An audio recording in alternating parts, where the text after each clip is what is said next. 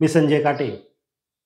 पुन्हा एकदा मित्रांनो तीच विनंती, ज्या मित्रांनी चॅनल आपला सबस्क्राईब केलेला नाही त्यांनी सबस्क्राईब करा, लाईक करा आणि हा भाग पूर्ण पहा.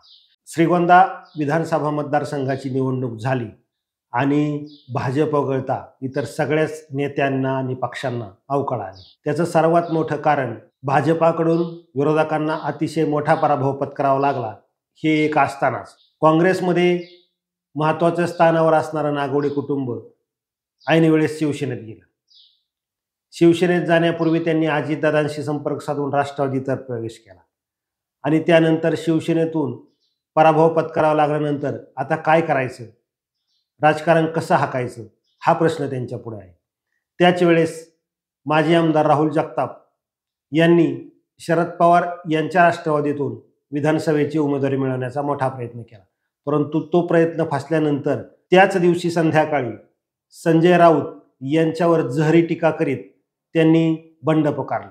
बंड पुकारताना त्यांना पक्षाने निलंबित केलं. या सगळ्या घडामोडीत राज्यात भाजप सत्तेवर आलं, त्यांच्यासोबत अजितदादा आणि एकनाथ शिंदे यांचेही पक्ष सामील झाले.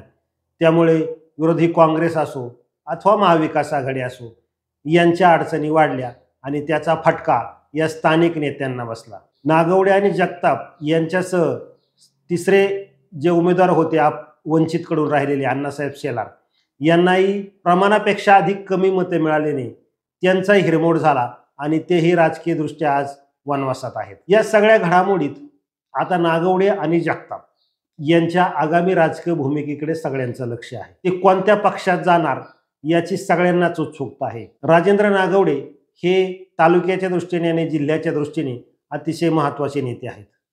दिवंगत नेते शिवाजीराव नागवडे यांचं कवच जोपर्यंत होतं तोपर्यंत नागवडे कुटुंबांचं अतिशय राजकारण जोमात चालू होतं. परंतु बाप्पू गेले आणि राजेंद्र नागवडे यांनी त्यांच्या पक्षाची अथवा त्यांच्या गटाची धुरा स्वतःच्या खांद्यावर घेतली. नागवडे कारखान्याच्या माध्यमातून अतिशय चांगलं काम करणारा राजेंद्र नागवडे तालुक्याच्या सर्वांगीण निवडणुकीत मात्र अपयशी ठरत आहेत. त्यांचे जे प्रयत्न होत आहेत किंवा जे डाव टाकले जात आहेत ते फसतायत, नवे उलटतायत. त्यामुळे त्यांचं राजकारण आगामी दृष्ट्या कसं असेल याचा आढावा आपण घेऊ. राजेंद्र नागवडे यांनी 2009 मध्ये भाजपमध्ये प्रवेश केला आणि तिथून त्यांनी बबनराव पाचपुते यांच्या विरोधात भाजपकडून उमेदवारी केली, परंतु त्यावेळी त्यांना पराभव पत्करावा लागला. त्यानंतर त्यांनी पुन्हा काँग्रेसमध्ये बाळासाहेब थोरात हे त्यांचे नेते आहेत त्यांच्या माध्यमातून पक्ष प्रवेश केला आणि काँग्रेसमध्ये गेले. त्यानंतर काँग्रेसमध्ये जातानाच 2014 मध्ये त्यांना उमेदवारी मिळेल अशी अपेक्षा होती, परंतु राहुल जगताप यांना शरद पवारांनी जवळ करत उमेदवारी दिली आणि तिथेही त्यांचा जे स्वप्न होतं आमदार होण्याचं ते थांबलं गेलं. त्यानंतर थोडा काळ ते बाजूला थांबले, परंतु नंतर परत सक्रिय राजकारणात आले. बापूंच्या माध्यमातून आणि त्यांनी स्वतःच्या माध्यमातून तालुक्यात गटाची पक्षाची बांधणी सुरू केली. 2019ची निवडणूक ते लढतील अशीच परिस्थिती होती. 2019ची निवडणूक ते लढण्याची परिस्थिती असताना त्यांच्या पत्नी अनुराधा नागवडे यांना ते उमेदवारीसाठी पुढे करतील अशी परिस्थिती निर्माण झाली होती. परंतु शरद पवारांचं म्हणजे राष्ट्रवादी एक संघ होती त्यावेळेस घड्याळाचं चिन्हाचं तिकीट त्यांच्या घरी आलं, परंतु ते त्यांनी नाकारलं. नाकारताना त्यांनी पुन्हा एकदा आत्मघाती निर्णय घेतला आणि थेट भारतीय जनता पक्षात प्रवेश केला. भारतीय जनता पक्षात प्रवेश करताना त्यांनी बबनदादा पाचपुते यांच्या व्यासपीठावर जाऊन महाविकास आघाडीचे त्यावेळेचे उमेदवार घनश्याम शेलार यांच्या विरोधात प्रचार केला.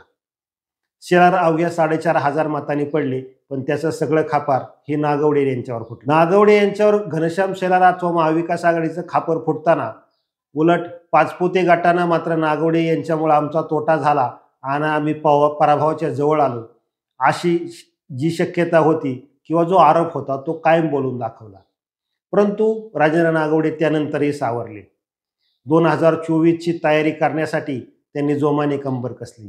काँग्रेसमध्ये पुन्हा प्रवेश करत बाळासाहेब थोरात यांचा विश्वास संपादन करून त्यांनी पक्षाची मोड बांधण्याचा प्रयत्न केला.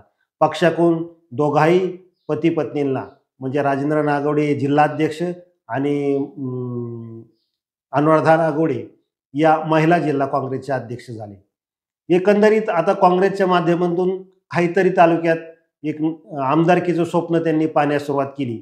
अनेक वेळा बाळासाहेब थोरात यांच्या साक्षीने त्यांनी आम्ही उमेदवारी करणारच ही घोषणा केली होती. थोडंसं गणित बिघडली आणि राष्ट्रवादी काँग्रेस फुटली. शरद पवार आणि अजितदादा हे दोघंही वेगळे झाले आणि राहुल जगताप हे कुणाबरोबर जाणार अशी चर्चा चालू असतानाच ते अजितदादांबरोबर साहेबांना सोडून जातील अशी जी शक्यता वाटत होती ती फसली. त्याच वेळेस राजेंद्र नागवडे यांनी अजितदादा यांच्या पक्षात प्रवेश केला. त्यांच्या पक्षात प्रवेश करून आता कुठंतरी स्थिर स्थावर होईल अशी चर्चा किंवा शक्यता वाटू लागली. परंतु विधानसभा निवडणुकीत पुन्हा एकदा गोंधळ झाला. महायुतीची उमेदवारी भारतीय जनता पक्षालाच जाणार आणि ती पाचपुते यांच्याच घरात जाणार हे निश्चित झाल्यावर सैरभैर झालेले नागवडे यांनी महाविकास आघाडीतून उमेदवारीचा प्रयत्न सुरू आणि ते तिकीट त्यांनी अतिशय संघर्षात्मक आणि डावपेच टाकून मिळवलं. परंतु ते काँग्रेसचं अथवा तुतारी म्हणजे राष्ट्रवादी शरद पवार गटाचं नव्हे तर ते थेट शिवसेनेचं मिळालं. शिवसेनेची मशाल हाती घेऊन ती पेटवण्याचा प्रयत्न केला पण विधानसभेच्या निकालात ती विझली आणि नागवडे 1 नव्हे 2 नव्हे तर 3 नंबरला फेकले गेले. हा एकीकडे नागवडेंचा विषय चालू असतानाच नागवडे यांनी अजितदादांच्या माध्यमातून कारखान्याला जो काय अनुदानात्मक जे कर्ज का असेल काय असेल ते मिळवून घेतलं आणि ऐन निवडणुकीत अजित पवारांना दगा दिला अशीही चर्चा चालू होती किंवा असेही आरोप. हा एकीकडे भाग असताना आता आपण राहुल जगताप यांचा काळ आपण थोडासा जाणून घेऊया. 2014 साली शिवाजीराव नागवडे आणि कुंडलिकराव जगताप ह्या दोन महत्त्वाच्या नेत्यांच्या जेव्हा निवडणूक जिंकणारे जगताप यांनी 5 वर्ष विरोधी म्हणजे सरकार महायुतीचं असताना विरोधात काम केलं. आमदार म्हणून त्यांनी तरुण होते, सगळे छाप पाडण्याचा प्रयत्न केला परंतु 5 वर्ष त्यांना आमदारकी समजण्यात गेली. 2019ला त्यांनी विद्यमान आमदार या नात्याने निवडणूक लढवायला हवी होती पण त्यांनी माघार घेतली. देवेंद्र फडणवीस यांच्याशी त्यावेळेस त्यांची जवळीक आल्याची खुलेआम चर्चा होती. 2019ला ते थांबले आणि 2024ची निवडणुकीची तयारी त्यांनी सुरू केली. 2024ला त्यांनी अतिशय चांगल्या प्रकारे पक्षबांधणी करीत आता शरद पवार या म्हणजे राष्ट्रवादी काँग्रेसच्या जीवावर त्यांनी आमदारकी लढवण्याचा चंग बांधला होता. स्थानिक निवडणुका, बाजार समिती असेल, खरेदी विक्री संघ असेल यात त्यांनी अतिशय चांगल्या पद्धतीने सफाईदारपणे निवडणूक हाताळून जिंकल्या होत्या. परंतु राष्ट्रवादी फुटल्यानंतर नागवडे यांच्याप्रमाणेच जगताप यांचाही हिरमोड झाला. जगताप हे अजितदादा यांच्या जवळ कायम असायचे. जगताप त्यांच्या सोबत जातील अशी जी चर्चा चालू झाली त्या चर्चेला त्यांनी ब्रेक लावला आणि मी साहेबांबरोबरच या आशयाचे त्यांनी माध्यमांना दिलेल्या मुलाखती त्यावेळेस खूप गाजल्या. साहेबांबरोबर राहिले आणि विधानसभेत ते त्या दृष्टीने तयारी करू लागले. लोकसभा निवडणुकीत जगताप हे एक तर जगताप कुटुंब हे विखेंच्या जवळचं पहिल्यापासून राहिलं. म्हणजे कुंडलिकराव जगताप यांनी बाळासाहेब विखे असतील, राधाकृष्ण विखे असतील या दोघांबरोबर अतिशय प्रामाणिकपणे आणि निष्ठेने काम केलं. विखे आणि जगताप हे नातं कायमचं होतं. ते पुढच्या काळातही चालू राहिलं. काही काळ सुजयदादा विखे असतील यांनी राहुल जगताप यांच्यासोबत काम केलं. परंतु लोकसभेला निलेश लंके यांना उमेदवारी दिली आणि राहुल जगताप यांनी निलेश लंके यांच्याबरोबर प्रचार यंत्रणा हातात घेतली. तालुक्यातली सगळी धुरा जगताप यांनी स्वतःच्या खांद्यावर घेतली आणि त्याच वेळेस समोर असणारे सुजय विखे यांना त्यांनी डिवचलं.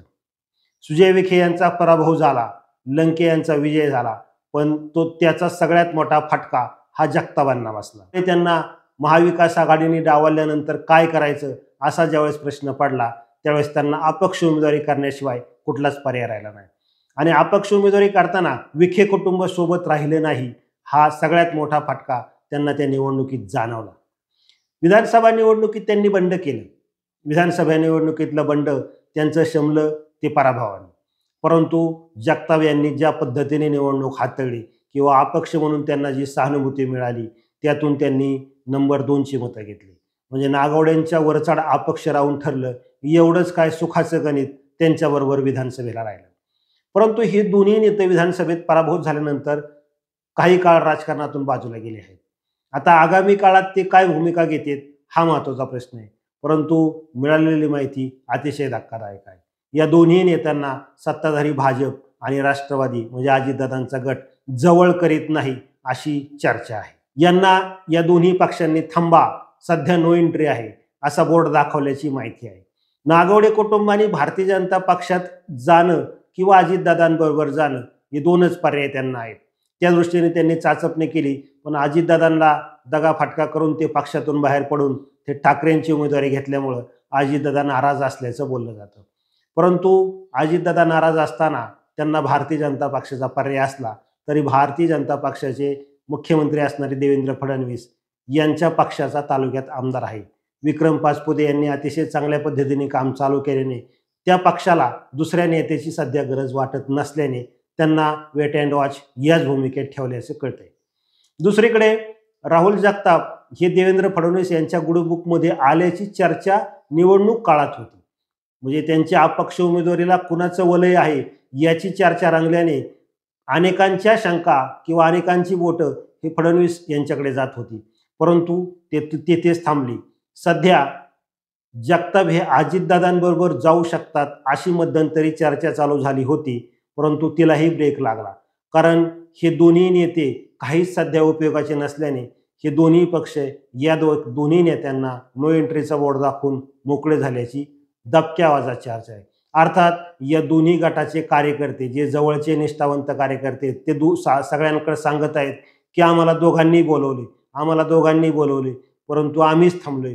परंतु हे अजिबात सत्य वाटत नाही, कारण ह्यांच्यात धमक किती आहे ती निवडणुकीत दिसल्यामुळं ह्या दोघांनाही तूर्त थांबा, नंतर पाहू अशी भूमिका आहे. या परिस्थितीत या दोघांनी त्यांच्या गटाची बांधणी करणं आवश्यक आहे. कारण तुम्हाला कोणाकडे जायचं असलं तर उद्या तुमची ताकद ही दिसली पाहिजे. आगामी जिल्हा परिषद पंचायत समिती निवडणुका असतील किंवा नगरपालिका निवडणुका असतील, यात काहीतरी भूमिका यांना घ्यावी लागेल. त्या दृष्टीने यांनी स्वतःची ताकद आजमावण्यासाठी अथवा दाखवण्यासाठी आता तयारी सुरू केली पाहिजे. परंतु ती प्रत्यक्षात तशी दिसत नसून यांच्या कारखाने वाचवण्यासाठी यांना कुणाचा तरी किमान सत्ताधाऱ्यांचा तरी आधार पाहिजे, हेच यातून पुढे येते. पाहूया आगामी काळात यांना कोणत्या पक्षात प्रवेश दिला जातोय किंवा हे कोणाबरोबर जातात हे लवकरच समजेल. पाहूया. आपण पाहत राहा संजय आश्रम.